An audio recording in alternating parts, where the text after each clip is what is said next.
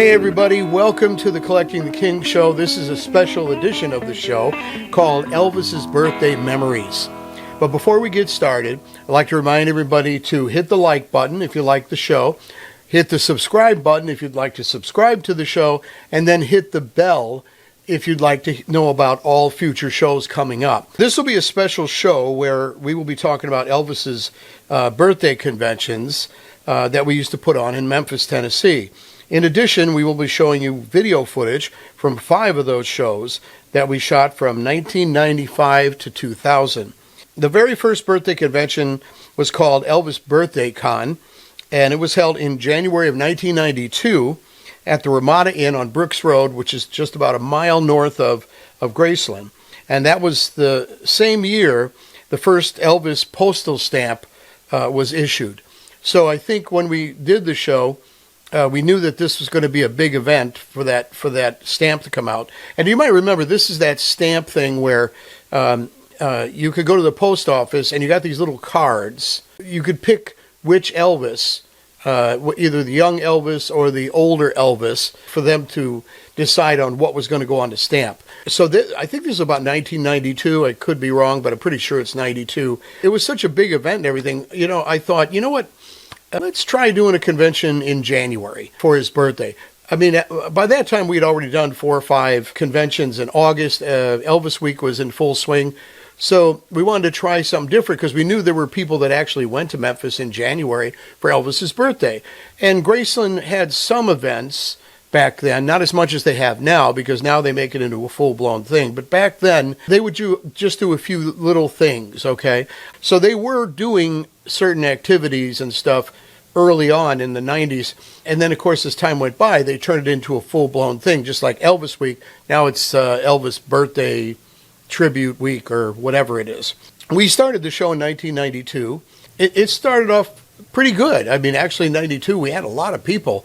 A lot of people showed up. And so we thought, okay, this works. So as time went by, we decided to do it every year. And we kept doing it and doing it.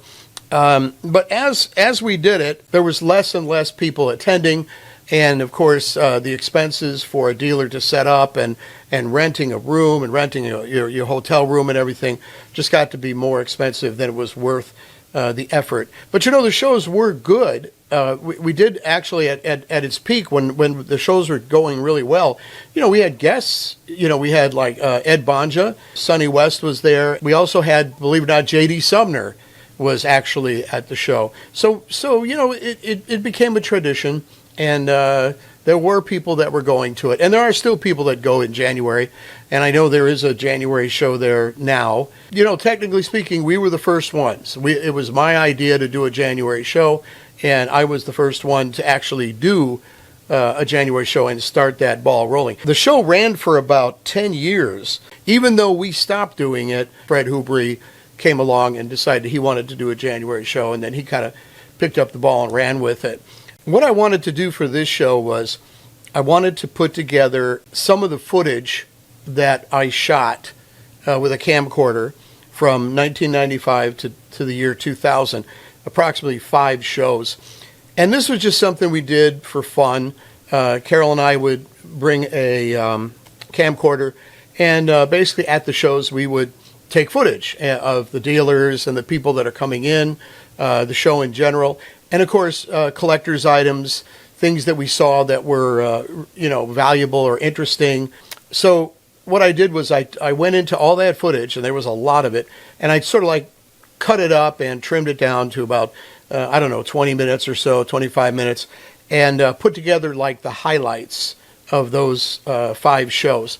So you're going to see footage of myself when I was a lot younger. You're going to see footage of my wife Carol when she was younger, and that's always very, very strange to see, because at one point I think in some of the footage I'm wearing a ponytail. But it seems like every time I show up in the different shows I look different every single time. But Carol, of course, kept looking the same, as cute and beautiful as she is. Unfortunately, the audio is not very, very good, so I had to take some of the audio out. You'll just basically be seeing the picture and you'll be hearing music. But there will be a few times when you'll be able to hear the dealer talking or myself or whatever. So let's take a look at that footage now. Keep an eye out for maybe yourself if you've ever been to those shows, or keep an eye out for somebody you might know. So here is the video footage from the birthday conventions.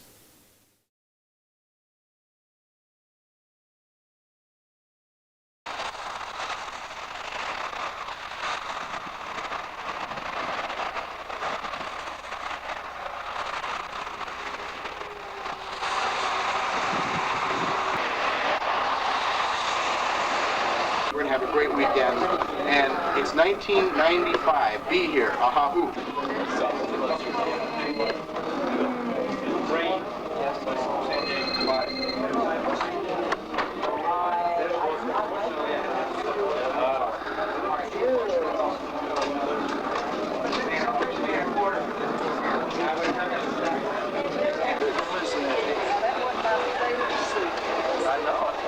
All the ministers from Russia had a photo Christmas card of him and Francine.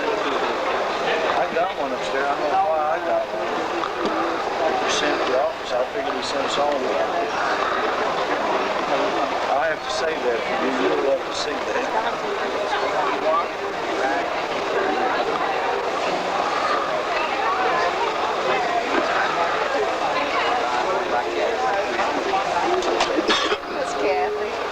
I had much hair then.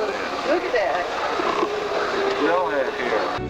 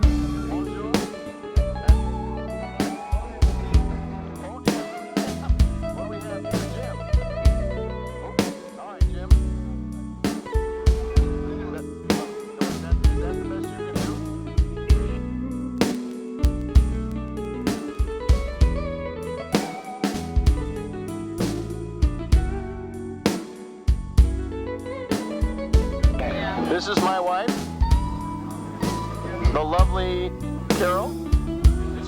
This is the lovely Todd, who's all dressed up and no one to show.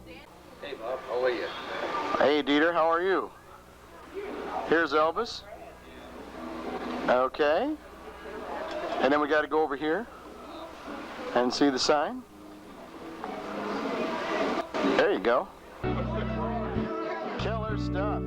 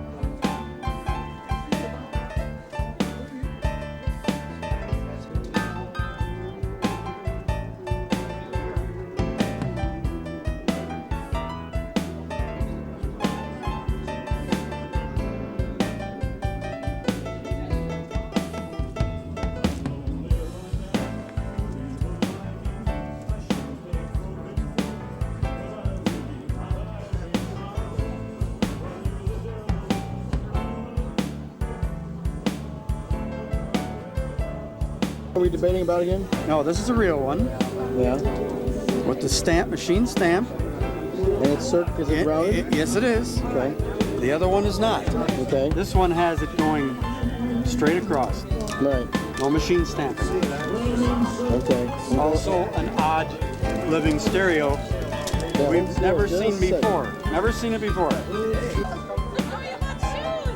know. I told you she would. I'm crazy about that. These are nice. I know. Yep. Those are nice.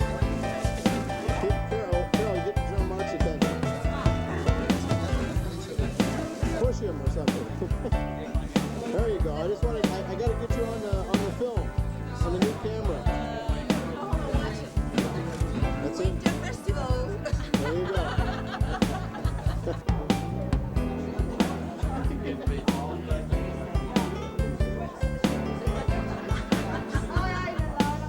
Explain how you disappear into the hotel. We just won't. We won't do any kind of explaining. Just y'all be careful, drive safe, and live long and prosper.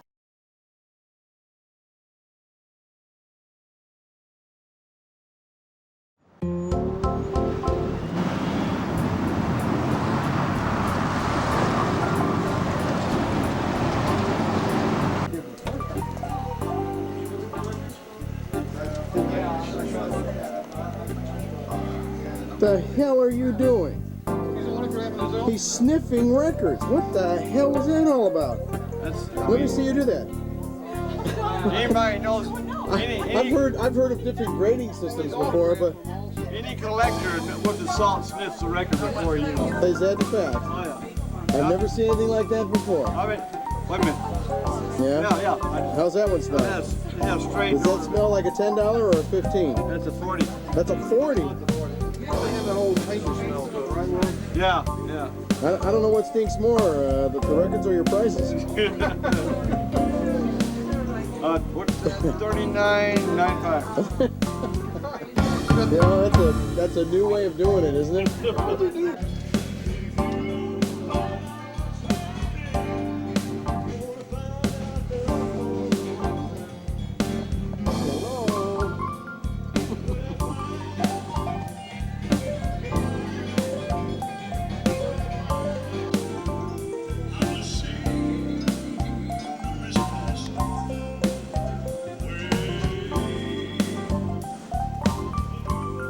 And some wine. Wine and You can do that. It's only rocky.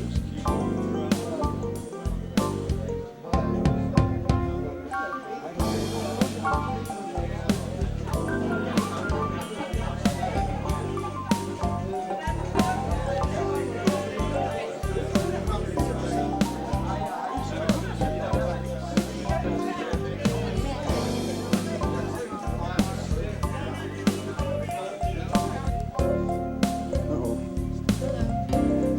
Did you shoot the sign? Open support. Did you shoot the birthday sign?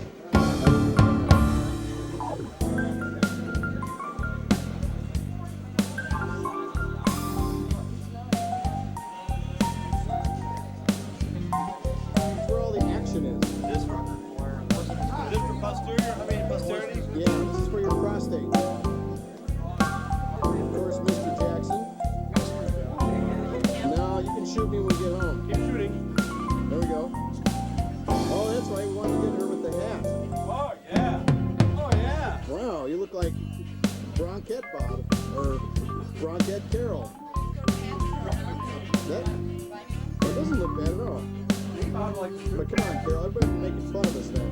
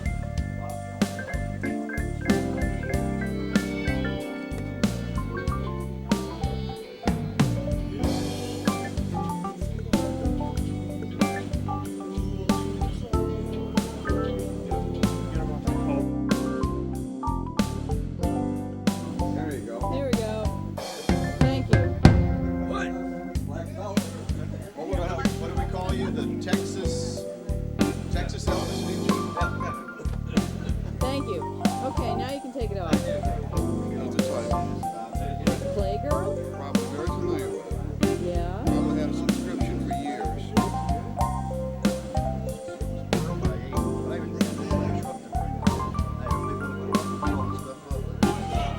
Except for this. Yeah. Yeah, that's it. That's the sealed Say hello. Hello. You're on Candid Nothing. So good to be here. Yeah. I know. Happy New Year to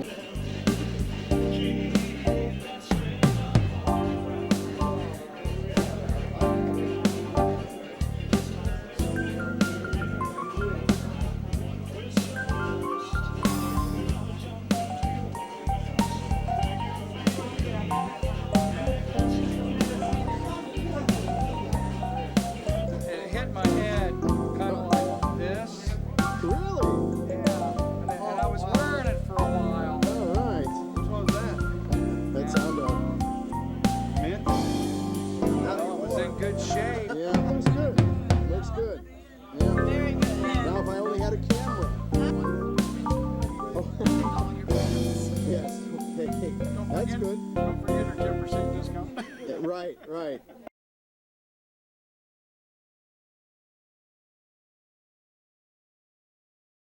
Today is Thursday, January 7th. Okay. Okay. And where are we? We're in Memphis, Tennessee. Oh, in Muskegon. Yeah. At the Elvis Birthday Convention, 1999. Okay, 1999. Tonight we're going to party. Yeah, we did enough of that.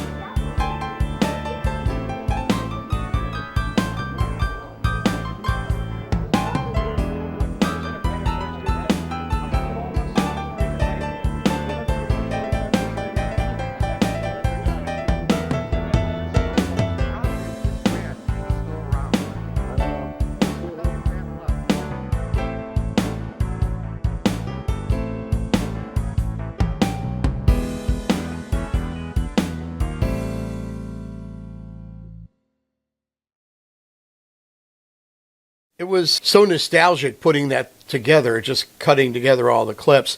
You know, what's funny is the video was very raw footage. I mean, there were times where, you know, the shots just went on forever. And as you know, I'm also a filmmaker, and I actually ran the camera quite a few times in there, and God, it was terrible footage. It was just awful. You know, that was the time when everybody had a camcorder and they would use the zoom, and you know, they would always move it left and right and everything. And the best shots are, of course, when it's stationary. And so what I did was, when I cut it all together, I tried to pick, you know, the best shots of everything. And so I hope you enjoyed that footage.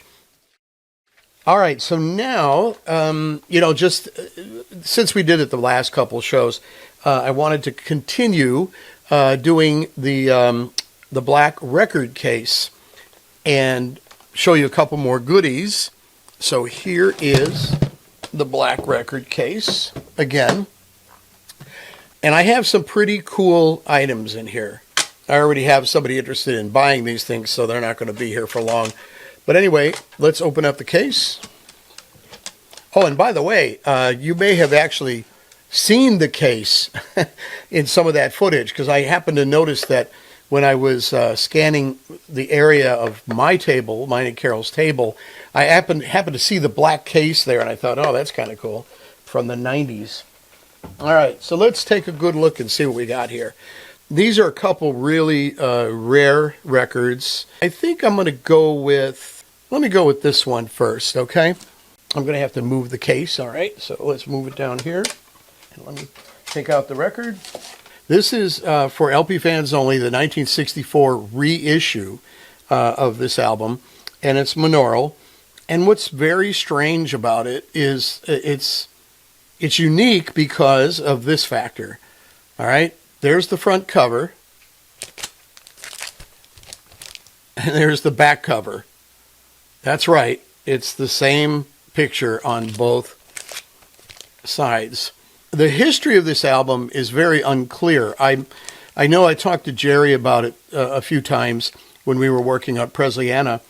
And, you know, the question was, why would they do this? Why did RCA do this? It is really strange that they would have the front cover on both sides. Very, very strange. But it also made this album very sought after and very valuable. There is a stereo version as well as a monaural version. So apparently there was a basic run of it. Maybe RCA ran it and went, uh-oh, we got it on the wrong, we got the same thing on both sides. Maybe they ran it and saw that and made the mistake and then corrected it, because there are versions of this record where the Army picture of Elvis is on the back cover. But you'll notice that down here is the number, the LPM catalog number, and then here on the back side there is none. It's not there. Probably because they just scooted it down, the slick down, and then glued it, and the LPM is actually, you know, down here underneath somewhere. But that's how they did it. They had, you know, these album covers were made of cardboard, and then they would take slicks, which is basically like, you know, a picture made on paper, kind of paper, and they would glue it to the cardboard, and then they would lift it up if they wanted, like, for example, the monaural, if they wanted the monaural number to show, okay, they would lift the cover up, all right, so that this monaural number or this LPM would show. And then if they was stereo, they would lower it, and then the stereo number would show up here. And they did that a lot. I think that was kind of the tradition. But anyway, again, this is very, very rare. It's hard to find. I know some collectors have it. I have to be completely honest, this is the very first time out of 40 years that I've ever actually had a copy of this. I have friends and collectors who have it, and I've actually seen it, but I have never actually had a copy myself. So that's kind of a cool item right there from the box. For LP fans only, monaural 1964 with the front cover on both sides. Now let's take a look at the next record I have from the black record case, and that would be GI Blues. I'm starting with showing you the back cover first, because I'm saving the best for last. The front cover has the wooden heart sticker, which is here. The history of the wooden heart sticker is kind of strange. When G.I. Blues first came out, there was no single release off this album, which I think was terrible because I think, first of all, Pocket Full of Rainbows is a beautiful song, and then Shopping Around, I think, would have been a huge, huge hit had they released it on a 45. But for some reason, RCA decided not to release a single. Now, so when it came out without this wooden heart sticker. Now, what happened, if I'm correct, is Wooden Heart was released in Germany or overseas as a single, and it became a hit of some sort. So at that point, RCA decided, well, let's go ahead and slap on a sticker saying that it features the hit Wooden Heart, even though there was no Wooden Heart release on 45 until much later after the album came out. Now, what's strange about it is I have actually seen this sticker on the cover itself. Like this one is on the cover. The Rockahula Baby sticker was also on the cover, on the cardboard cover, and not too many albums were released that way. I think some of the stickers, as far back as Elvis is Back, when they decided to put the yellow sticker on, the first copies didn't have a sticker. Then they put the yellow sticker on with the contents, but it was directly to the cardboard. I have actually seen copies of the Wooden Heart sticker on the baggies before 1964, when they went completely to shrink wrap. All Elvis records were shipped without any wrapping or factory shrink wrap. It was very unusual to find G.I. Blues with the sticker on a baggie. Why would they put it on the baggie if the majority of them were actually on the cardboard cover? So I'm not really sure how that happened. I'm not sure if it was done at the factory or they sent the stickers separate to the record stores and then they put the stickers on the baggie after they put the album in the baggie and sealed it. I don't know. But basically, I think you'll find the sticker on the cover of G.I. Blues. It's still a pretty hard sticker to come by. There are fake stickers that were made, Wooden Heart stickers, and as I noted in Presleyanna, the way you could tell is the letters of Wooden Heart are a bright white, and the heart itself looks like it was cut out with a pair of scissors, and that's how you could pretty much tell if it's a fake. But anyway, this is another rare item. This is the G.I. Blues with the Wooden Heart sticker. I just found out that Paul Lichter had passed away. He was 79 years old, and I guess he died of stage 4 cancer. I'm not sure about all the details, but just found out about him passing away. I wasn't really close to Paul, like we weren't really good friends or anything. But I knew him well enough, and the first 2 or 3 shows I had done with him. He was at these shows, and I remember meeting him at the show in 1987 when I went down there just as a tourist, and I went to my very first Elvis Collectors show, which was held at the Holiday Inn, and Paul was set up there. This book by Paul Lichter, I started collecting Elvis records after I got this book and read it. It had pictures of all of Elvis's albums, and I'll show you here. And it was great because it showed the albums, the year that they were released, and gave details. It kind of triggered my interest in Elvis at the time. Of course, he had passed away. I wasn't really collecting Elvis at that time. When I was a kid, I just bought the records to play and listen to the music and learn the words to the songs, and that's it. I played the records to death, to the point where the needles had destroyed the vinyl. Sometimes I took the album covers and hung them on my wall. Paid no attention to the value of these albums or anything. But it was this book that got me interested in actually collecting Elvis records.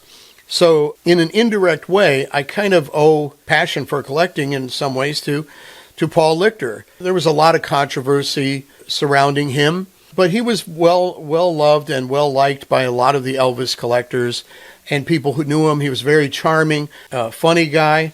I remember times in Memphis we went out to breakfast with him or lunch, and he would tell stories and just crack us up. Very, very sorry to hear about his passing. What's really strange is I really didn't realize how much I kind of owed him, or how much he played a part in my doing what I've been doing, and that's collecting Elvis and doing the shows and everything. A lot of it had to do with Paul. Paul was at the very, very beginning of it, and it was a game changer for me as a collector and as an Elvis fan.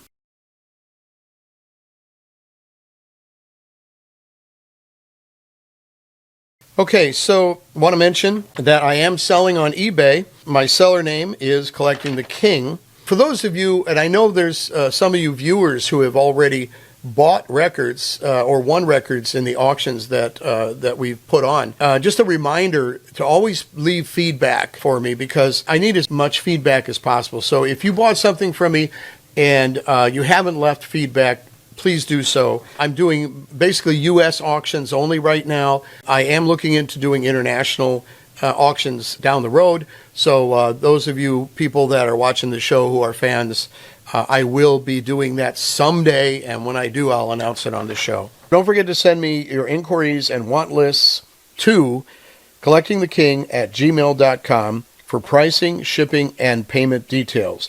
We have over 1,000 Elvis 45 CDs and LPs in stock, as well as RCA promotional items, sheet music, authentic Las Vegas and tour souvenirs, and more. We don't have a list or catalog available, which is why we encourage you to send inquiries and want lists. If we don't have something you're looking for, we might be able to find it for you.